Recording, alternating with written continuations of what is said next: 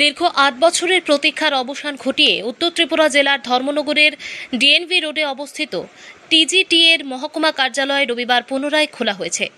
দীর্ঘদিন বন্ধ থাকার পর অফিসটি চালু হওয়ার সংগঠনের সদস্যদের মধ্যে আনন্দের পরিবেশ সৃষ্টি হয়েছে। সংগঠনের ধর্মনগর মহকুমা সম্পাদক রূপক ভট্টাচার্য এই দিনটিকে ঐতিহাসিক বলে উল্লেখ করেন।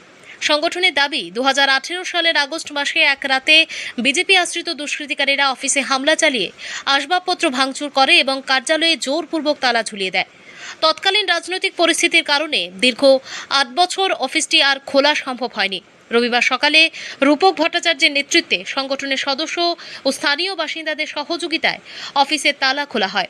এরপর সারা দিন ধরে কার্যালয় পরিষ্কার পরিচ্ছন্ন করা হয় এবং সংগঠনের পতাকা দিয়ে অফিস চত্বর সাজানো হয়। দীর্ঘদিন পর আবারও কার্যালয়ে সংগঠনের পতাকা উত্তোলন হওয়ায় উপস্থিত শিক্ষক ও কর্মীদের মধ্যে আবেগঘন পরিবেশের সৃষ্টি হয়।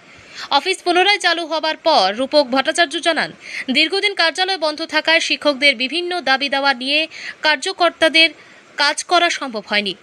এখন থেকে কার্যালয়টি নিয়মিত চালু থাকবে এবং শিক্ষক কর্মচারীদের ন্যায্য দাবি আদায়ের পাশাপাশি সাধারণ মানুষের সমস্যা ও অধিকার রক্ষার আন্দোলনেরও অন্যতম কেন্দ্র হিসেবে কাজ করবে বলে তিনি আশাবাদ ব্যক্ত করেন।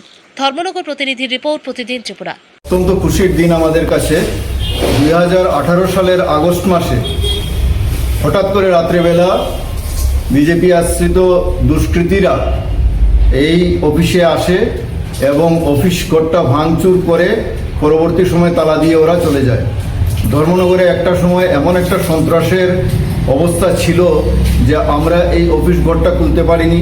আমাদের শিক্ষক কর্মচারীদের যে দাবি দেওয়া আছে সেইগুলা নিয়ে আমরা আন্দোলন এই ঘর থেকে আমরা সংগঠিত করতে পারিনি।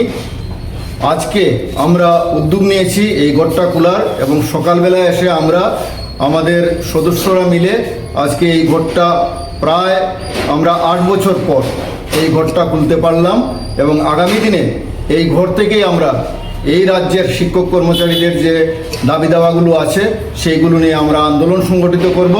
আমরা সাধারণ জনগণের যে সমস্যাগুলো আছে সেই সমস্যাগুলো নিয়েও আমরা আন্দোলন কর্মসূচি সংগঠিত করব। সবাইকে আমাদের সাথে থাকার জন্য আহ্বান রাখছি।